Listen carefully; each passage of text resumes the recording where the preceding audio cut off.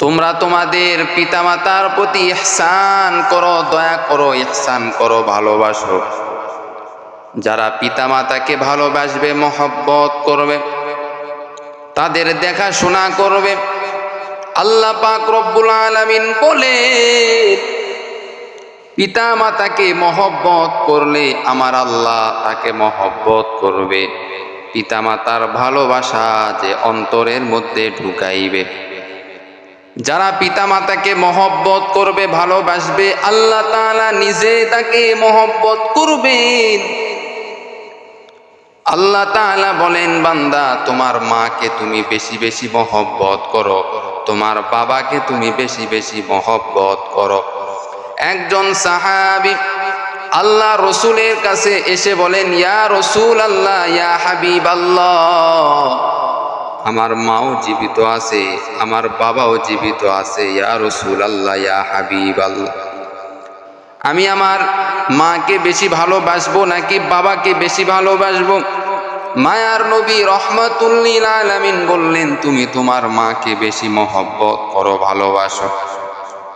আবার বললেন, কাকে ভালোবাসবো? নবীজি বললেন, মাকে বেশি ভালোবাসো। আবার বললেন, কাকে ভালোবাসবো? বলে মাকে বেশি ভালোবাসো। চতুর্থবার আল্লাহ রসুল বললেন, তুমি তোমার বাবাকে ভালোবাসো। তিনবার মায়ের কথা বললেন, একবার বাবার কথা বললেন। আবার একজন সাহাবী রসুলের কাছে এসে বলেন, ইয়া রাসূল আল্লাহ, ইয়া হাবিব আল্লাহ, আমার মা মারা গেছে, আমার বাবাও মারা গেছে, এখন আমি কাদেরকে মহব্বত করব? নবীজি বললেন, ও সাহাবী, তোমার মা মারা গেছে, তোমার খালা কি জীবিত আছে নাকি? বলে, হ্যাঁ ইয়া রাসূল আল্লাহ, আমার খালা তো এখনো জীবিত আছে। নবীজি বললেন, তোমার খালাকে তুমি মহব্বত করো। তোমার বাবা মারা গেছে, তোমার চাচা কি জীবিত আছে? বলে, হ্যাঁ ইয়া রাসূল আল্লাহ, ইয়া হাবিব আল্লাহ, আমার বাবা মারা গেছে কিন্তু আমার চাচা এখনো জীবিত আছে। আল্লাহর রসুল বললেন, তুমি তোমার চাচাকে এইবার মহব্বত করো। সাহাবী বললেন, ইয়া রাসূল আল্লাহ, ইয়া হাবিব আল্লাহ, আমার মা বাবা যে অন্ধকার কবরে চলে গেছে, মায়ের জন্য বাবার জন্য কি আমি কিছু করতে পারবো কিনা? নবীজি বললেন, ও সাহাবী, তুমি তোমার মা বাবার জন্য দোয়া করো, বেশি বেশি দোয়া করো। কি দোয়া করবা? বলে, রব্বির হামহুমা কামা রব্বায়ানি সগীরা, রব্বির হামহুমা কামা রব্বায়ানি সগীরা। যেই বান্দা বেশি বেশি মায়ের জন্য রব্বির হামহুমা কামা রব্বায়ানি সগীরা দোয়া পাঠ করবে, বাবার জন্য দোয়া পাঠ করবে, আল্লাহ তাআলা বলেন মা বাবাকেও তো মাফ করে দিবে, সঙ্গে সঙ্গে সন্তানকেও আল্লাহ মাফ করে দিবে। এরে আল্লাহর বান্দা, মায়ের খেদমত করো, মাকে মহব্বত করো, মাকে মহব্বত করো। কারণ ওই মা তোমাকে কত মহব্বত করেছে, কত ভালোবেসেছে। তুমি যখন ছোট ছিলা, কোনো কিছুই তুমি খাইতে পারতা না, তোমার মা তোমাকে খাওয়া শিখাইছে। কোনো কথা তুমি বলতে পারতা না, তোমার মা কত কষ্ট করিয়া তোমাকে কথা শিখাইছেন। তুমি কোনো কিছু বুঝতা না, তোমার মা তোমাকে বুঝাইছে। রাত হয়ে গেছে, গভীর রাত, ও সন্তান, তোমার মা তোমাকে তার বুকের উপরে রেখেছে, বুকের উপরে তুমি প্রসাব করে দিছো, তারপরেও মা কোনো বেজার হয় নাই। ডান পার্শ্বে রেখেছে, ডান পার্শ্বে তুমি প্রসাব করে দিছো, বাম পার্শ্বে রেখেছে। এভাবে তোমাকে কত কষ্ট করে লালন পালন করেছে, 10 মাস 10 দিন গর্ভে ধারণ করেছে। গর্ভে ধারণ করা এবং যখন ডেলিভারি হয়ে যায়, মায়ের গর্ভ থেকে যখন দুনিয়াতে চলে আসে, ওই সময়টা কত কষ্ট। মা কষ্টের দিকে তাকায় নাই, সন্তানের সুখের দিকে তাকাইছে। কতদিন গেছে, রাত 1টা 2টা বেজে গেল, সন্তান বাড়িতে চলে আসছে, এসে দেখে রাত 2টা 3টা বাজে, তারপরেও মা ঘুমাই না। সন্তান মাকে বলে, মা কেন ঘুমাও নাই?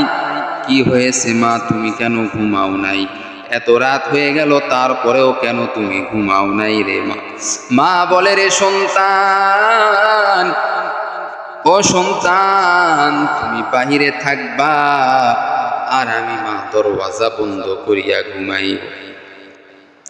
দরওয়াজা বন্ধ করে যদি ঘুমাই, তুমি এসে আমাকে ডাকবা, আর আমি যদি সজাগ না পাই, আমি মায়ের তো কষ্ট হবে, আমি মা তো আর কষ্ট সহ্য করতে পারবো না।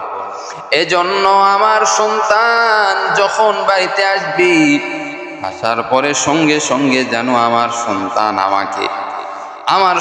আমাকে সজাগ দেখে। সজাগ অবস্থায় যদি আমার সন্তান দেখে, তাহলে আমার সন্তানের অন্তরের মধ্যে মহব্বত, ভালোবাসা আমার আল্লাহ পাক রব্বুল আলামিন আমার সন্তানের অন্তরের মধ্যে মায়ের মহব্বত, ভালোবাসা ঢুকায়া দিবে। ও সন্তান, আমি মা কেমনে তোমাকে ছাড়িয়া ঘুমাইব? তুমি বাইরে থাকবার, আমি মা কেমনে ঘুমাইব? আমি মা কখনো সন্তানকে বাইরে রাখিয়া ঘুমাইতে পারবো না। ওরে আল্লাহর বান্দা যুবক ভাই, যাদের মা আজকে কবরে চলে গেছে, যাদের মা বাবা আজকে কবরে চলে গেছে, ওরে বান্দা, তুমি মনে করো তোমার কাছ থেকে সব চলে গেল, ওই মায়ের মতো আপন তো আর কেউ হবে না। যখনই তুমি সমস্যায় পড়ো, তোমার সমস্যা দূর করার জন্য কেউ তোমার পাশে আসে না। কত মা সন্তানের সমস্যা দূর করার জন্য নিজের গহনা পর্যন্ত বিক্রি করে দিল, নিজের সম্পদ পর্যন্ত বিক্রি করে দিল কত মা। ওরে আল্লাহর বান্দা যুবক ভাই, অথচ ওই মাকে কত মানুষ কষ্ট দিতেছে, কত মানুষ এই বৃদ্ধা মাকে কষ্ট দিতেছে, খাবার দেয় না, কাপড় দেয় না, কত কষ্টের মধ্যে মাকে রেখেছে। ওরে বান্দা, মা তো বরদোয়া করার দরকার নাই, মায়ের কষ্ট তো আমার আল্লাহ সহ্য করতে পারবে না। এরে আল্লাহর বান্দা, একজন আল্লাহর বান্দা যুবক মাকে এমন ভাবে কষ্ট দিয়েছে, বলে বিবির কথা অনুযায়ী বিবি মায়ের সম্পর্কে খারাপ খারাপ কথা বলতো। বিবির কথা অনুযায়ী মাকে এমন ভাবে মারধর করেছে, এমন ভাবে আঘাত করেছে, মাকে এমন ভাবে পিটাইছে, মা এত কষ্ট পাইছে, মা আর বিছানা থেকে উঠতে পারে না। ওরে আল্লাহর বান্দা, এমন ভাবে মাকে পিটাইছে, মার কলিজার অন্তরের মধ্যে কষ্ট লেগে গেছে। ও আল্লাহ, আমার সন্তানকে আমি এত কষ্ট করে লালন পালন করলাম, আমার সন্তান সামান্য একটি কাজের কারণে আমাকে এত মারধর করলো রে আল্লাহ। ও আল্লাহ, তুমি বিচার করিও রে মালিক। কিছুদিন পর সন্তানের হাত 2টা পঙ্গু হয়ে গেল, পা 2টা পঙ্গু হয়ে গেল, আবার কিছুদিন পর জবান পঙ্গু হয়ে গেল, জবানে কথা বলতে পারে না। এভাবে আল্লাহ তাআলা আস্তে আস্তে সব অঙ্গ প্রত্যঙ্গ তার পঙ্গু করে দিল, কোনো অঙ্গ প্রত্যঙ্গ দিয়া কাজ করতে পারে না। ওরে আল্লাহর বান্দা যুবক, আল্লাহ পাক রব্বুল আলামিন বলে, ও বান্দা, ওয়াকাযা রাব্বুকা আল্লা তা'বুদু ইল্লা ইয়াহু ওয়া বিল ওয়ালিদাইনি ইহসানা। এরে বান্দা, যারা মায়ের খেদমত করেছে, আজকে তারা সফল কাম হয়েছে, আজকে তারা বড় হয়ে গেছে, আজকে তারা বড় লাভবান হয়েছে। মায়ের খেদমত করার কারণে, মাকে মহব্বত করার কারণে। বাইজিদ বুস্তামি রহমাতুল্লাহি আলাইহি, জগৎ বিখ্যাত আল্লাহর ওলি, এই বাইজিদ বুস্তামি রহমাতুল্লাহি আলাইহি মায়ের খেদমত করার কারণে আল্লাহ পাক রব্বুল আলামিন এই বাইজিদ বুস্তামি রহমাতুল্লাহি আলাইহিকে জগৎ বিখ্যাত আল্লাহর ওলি বানায়া দিয়েছেন। শুধুমাত্র মায়ের খেদমত, অসুস্থ মায়ের খেদমত করেছে। অসুস্থ মাকে এক গ্লাস পানি পান করাইছে। আল্লাহ পাক রব্বুল আলামিন দয়ার মালিক আল্লাহ পাক রব্বুল আলামিন বাইজিদ বুস্তামিকে বড় একজন আল্লাহর ওলি বানায়া দিয়েছে। মা বলেছে, ও দয়ার মালিক, আমার সন্তান বাইজিদ বুস্তামি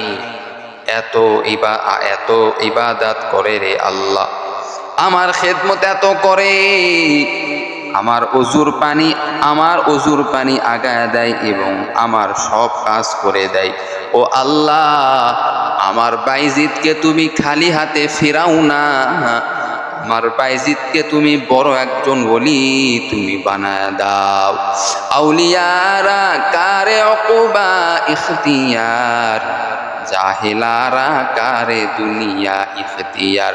মাইলে মমিন সুয়ে মমিন মিশাও, মাইলে কাফের সুয়ে কাফের মিশাও। শুধুমাত্র মায়ের খেদমত করার কারণে আল্লাহ পাক রব্বুল আলামিন বাইজিদ বুস্তামি রহমাতুল্লাহি আলাইহিকে জগৎ বিখ্যাত আল্লাহর ওলি বানায়া দিয়েছে। আবার মায়ের সঙ্গে বেয়াদবি করার কারণে কত যুবকের কবরের মধ্যে আযাব, কত যুবকের কবরের মধ্যে আযাব দেখা যায়। কবর থেকে ধোঁয়া বের হয়, আগুন বের হয়।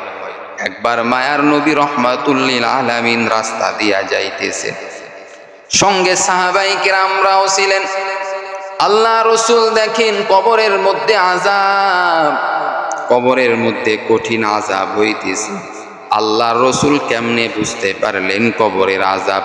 নবী তো গায়েব জানেন না, তাহলে আমার নবী কেমনে কবরের আযাব বুঝতে পারলেন?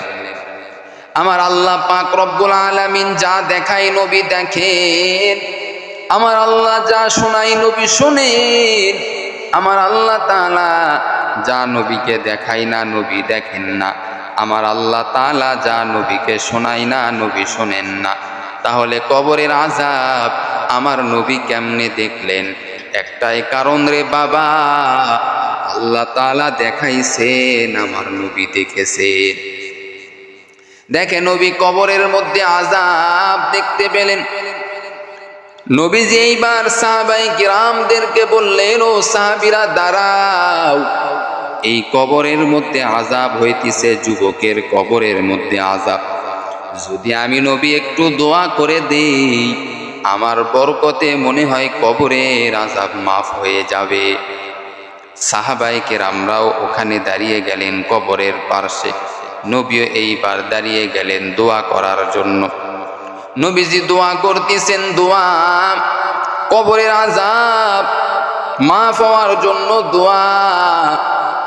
আল্লাহ তাআলা জানা দিলেন, ও নবী, কিয়ামত পর্যন্ত যদি আপনি ওই যুবকের কবরের আযাব মাফের জন্য যদি আপনি দোয়া করেন রে নবী, কিয়ামত পর্যন্ত দোয়া করিয়া কোনো লাভ হবে না। কিয়ামত পর্যন্ত দোয়া করে কোনো লাভ হবে না রে নবী। কিয়ামত পর্যন্ত আপনি যদি দোয়া করেন তারপরেও কোনো লাভ হবে না। নবী বললেন, ও আল্লাহ, কেন লাভ হবে না? এই যুবক কি এমন অন্যায় করেছে? আল্লাহ বললেন, ও নবী, এই যুবক তার মাকে কষ্ট দিয়েছে, মাকে কষ্ট দিয়েছে, মায়ের চোখে পানি বের করেছে, মাকে এত কষ্ট দিয়েছে, কথার মাধ্যমে কষ্ট দিয়েছে, বিভিন্নভাবে কষ্ট দিয়েছে। ওই মায়ের অন্তরে কষ্ট,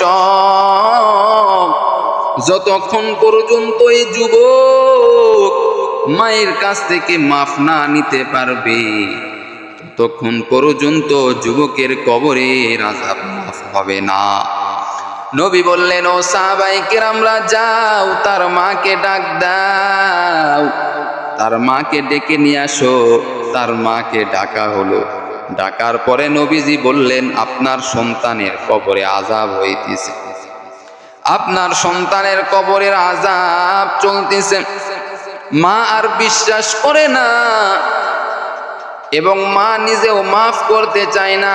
কত বড় কষ্ট দিয়েছে এই যুবক তার মাকে, মা এইবার মাফ করতেও রাজি হইতেছে না। আল্লাহর নবী এইবার আল্লাহর কাছে কান্না করিয়া বলে, ও দয়ার মালিক আল্লাহ, তার মাকে তুমি কবরের আযাব সরাসরি তুমি দেখায়া দাও, সরাসরি তুমি নিজের চক্ষু দিয়া যেন দেখতে পারে তার মা, সেই ব্যবস্থা তুমি করে দাও।